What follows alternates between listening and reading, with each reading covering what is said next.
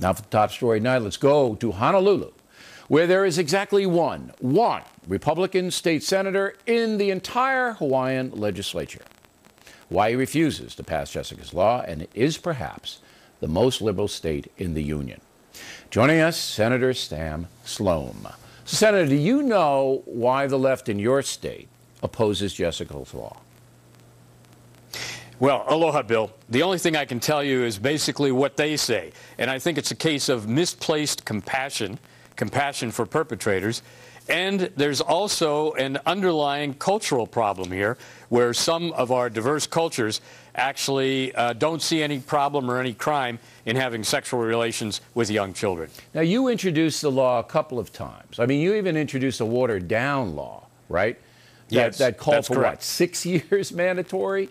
Well, I didn't introduce that law. I tried, being the only Republican, as you mentioned, out of 25 state senators. I sit on every one of our state Senate committees. There's 16 of them, including the Judiciary Committee. And early in the session, which began in January, I asked our chairman if he would hear the bill. He said he would think about it. This is Jessica's law now. This is Jessica's law bill, right? It's my bill, which is exactly modeled after Jessica's law. Instead, a bill came forth that was supported by the local prosecutors and by the Judiciary Chairman, and that bill made sexual offenses a minimum of 6 years, 8 months, but it only applies to offenses against children 11 years of age and under.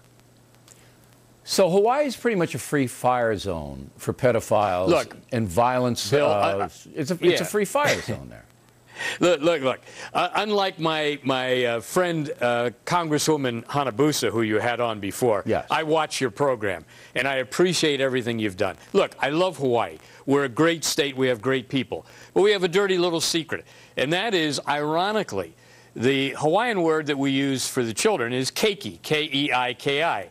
And everything we do in the legislature is for the keiki. When we raise our salaries, it's for the keiki. When we exempt ourselves from ethics laws, it's for the keiki. And when we have bureaucratic laws that don't protect children, it's for the keiki. So you would think that with all of the discussion about how we care about our children, we would protect them. And yet the secret is that we don't do that, and people really don't talk about it. It's not an issue for discussion. So when I tried on the Senate floor a couple of weeks ago to amend the bill that was still alive to actually put in the minimum mandatory 25 years to life, boy, I was met with a firestorm of opposition on the floor. And my Democratic colleagues spoke against it, and they had really tremendous arguments. One said, what about if a mentally ill child rapes another child? Another one said, what about the poor developmentally, children that have problems there?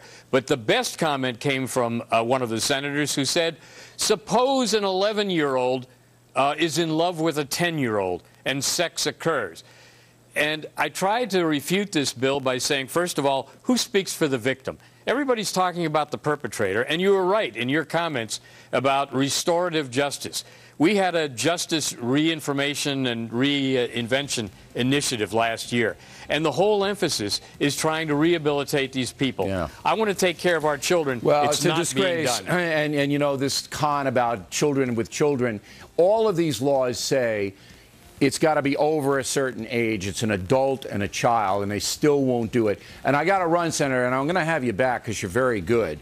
But I understand that laws against harming pets are more important in Hawaii than they are harming children, and we'll get into that. You want a big crowd, have a dog cruelty bill. There'll be hundreds of people down the Capitol. All right, Thank you, Senator. Bill. Thanks very much.